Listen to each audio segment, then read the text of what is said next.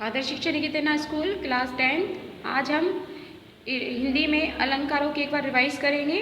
ठीक है, आपका पेपर होना है तो हम सबसे पहले आज रिवीजन करेंगे अलंकारों, क्योंकि अलंकार किसे कहते हैं? शब्द और अर्थ में चमत्कार उत्पन्न कर कविता की जो शोभा को बढ़ाते हैं, ठीक है, उनको क्या कहते हैं? अलंकार कहते हैं। क्या कहते हैं? अलंकार। अब अलंकार आपके कितने प्रकार के होते हैं? अलंकार होते हैं हमारे दो प्रकार के, शब्दालंकार और अर्थालंकार। ठीक है, शब्दालंकार होते हैं जहाँ शब्दों के कारण किसी के रचना में चमत्कार उत्पन्न हो जाए, वहाँ होते हैं शब्दालंकार। ठीक है, और अर्थालंकार होते हैं जहाँ अर्थों के कारण किसी रचना में चमत्कार उत्पन्न हो, यानी कि किसी रचना में चमत्कार उत्पन्न हो, उसको कहते हैं अर्थालंकार। तो सबसे पहले हम लिखते हैं कि भाई अनुप्रास अलंकार। अनुप्रास अलंकार होता है कि जहाँ व्यंजनों की बार बार आवर्ती हो। व्यंजन कौन से होते हैं? आपके व्यंजन होते हैं जैसे कै कबूतर से ज्ञानी तक जो होते हैं वो आपके व्यंजन होते हैं। तो जहाँ व्यंजनों की बार बार आवर्ती होती है वहाँ आपका अनुप्रास होता है। ठीक है, अनुप्रास अलंकार होता है जैसे चारू चंद्र की चंचल किरणें, यहाँ पर क्या है? चे चे चे। ठीक है, तो ये व्यंजन आपका बार बार आ रहा है, तो यहाँ बार बार इसकी आवर्ती हो रही है, तो यहाँ पर कौन सा अलंकार? चय जो है कि आवर्ती के कारण यहाँ पर चमत्कार उत्पन्न हो रहा है, इसलिए यहाँ पर कौन सा अलंकार होता है? आपका अनुप्रास अलंकार। समझ में आया सभी को? जैसे रघुपति राघव राजा राम, तो यहाँ पर क्या है? रघुपति र र र। ठीक है, तो ये बार बार इसकी व्यंजन हो रही है, तो यहाँ पर कौन सा अलंकार है?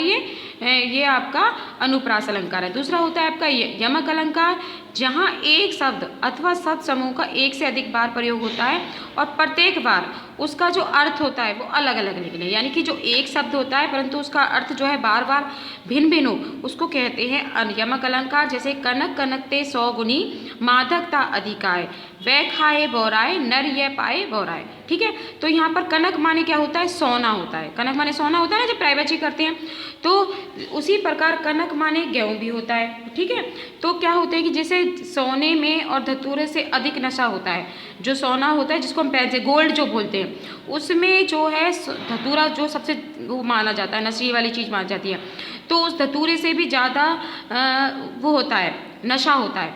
जैसे व्यक्ति को सोना पहनने का नशा होता है, ठीक है, तो उसी प्रकार धतूरे को खाने से व्यक्ति क्या हो जाता है? पागल हो जाता है। तो उसी प्रकार वो सोना पहनने का वो नशे का अनुभव करता है। तो इसी प्रकार जो यहाँ पर जो कनक जो होता है, गेहूँ होता है, तो गेहूँ की जब रोटी खाते हैं व्यक्ति खाता है तो उसको भी खाने से थोड़ा बहुत नशा होता है। ठीक है, तो इस प्रकार यहाँ पर कनक जो कनक है उसके अनेक अर्थ निकलते। तो यहाँ पर कौन सा अलंकार हुआ? यमक अलंकार। समझ में आया सभी को? अब देखिए यहाँ पर होता है श्लेष अलंकार, जहाँ पर एक ही शब्द हो, यानी कि शब्द तो एक हो परंतु उसके अर्थ अलग निकले। जबकि यहाँ पर क्या था कि शब्द अनेक होते परंतु अर्थ अलग निकलता है, परंतु यहाँ पर क्या है श्लेष अलंकार में? जहाँ शब्द एक से अधिक निकलेंगे। जैसे रहीमन पानी राखिए, बिन पानी सब सून, पानी गए न उभरे, मोती मानस चून।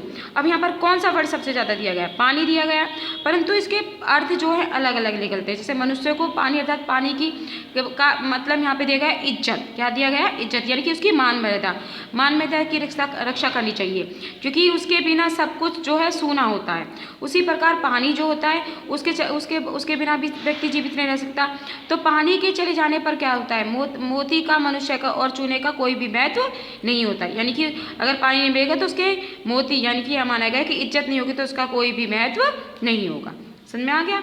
अब आते हैं उपमा अलंकार, जहाँ रूप रंग या गुण के कारण उपमेय की उपमान से तुलना की जाती है, वहाँ पर उपमेय अलंकार होता है, उपमा अलंकार होता है। यानी कि जहाँ पर किसी की रूप रंग गुण और के कारण जो उपमेय की उपमा से तुलना की जाती है, वहाँ पर होता है आपका कौन सा अलंकार होता है? उपमा अलंकार। जैसे पीपर पात सरिसमन डोला, यानी कि जो पीपल का जो पत्ता है उसका जो मेरा मन है वो उसकी तरह डोल रहा है। जैसे पत्ता है, हवा में उड़ेगा तो वो इधर से इधर उड़ेगा, तो उसने तुलना की है, एक पत्ते से तुलना की है अपने मन की, कि भाई मन जो है वो पीपल के पत्ते की तरफ उड़ रहा है। तो यहाँ पर कौन सा अलंकार है? उपमा अलंकार, की तुलना की जा रही है। ठीक है, हरिपद कोमल कमल से, यानी कि हरिपद कौन है? विष्णु भगवान।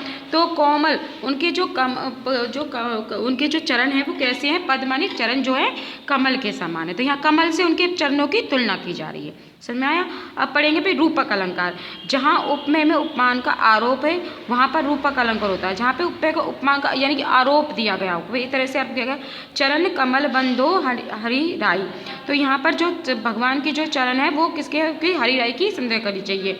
मैया मोतो चंद्र खिलौना लिया, तो यहाँ पर जो श्री कृष्ण के लिए कहा गया है कि भाई मैया यहाँ पर एक आरोप दिया गया है कि भाई मुझे तो वो चंद्र का जो चंदा है ऊपर आसमान में चंद्र है उसका खिलौना ही चाहिए। तो यहाँ पर एक ये आरोप दिया गया कि उपमेय के उपमान में आरोप दिया गया, यहाँ पर रूपक अलंकार है। उसके बाद आता है आपका उत्प्रेक्षा अलंकार कि जहाँ पर उपमेय में उपमान की संभावना पाई जाए, ठीक है, कि जहाँ उपमेय के उपमान की संभावना पाई जाए वहाँ पर उत्प्रेक्षा अलंकार होता है, ठीक है। और यहाँ पर सबसे आसान तरीका होता है जिसमें मानो, जानो, मनु आदि शब्दों के द्वारा उपमेय की उपमान से तुलना की जाती है। जैसे सिर फट गया वहीं मानो, अरुण रंग का घड़ा, यानी कि जो उसका जो सिर है वो फटा है तो उसमें जो ब्लड है उसका जो अरुण मन रंग होता है तो उसका जो घड़ा है उसे उसके रंग के जो लघु है उसका रंग के समान है, ठीक है। तो यहाँ पर ये एक तरह से इसकी संभावना पाई जाती है। और सबसे आसान तरीका है कि जहाँ पर मानो जानो का प्रयोग होता है।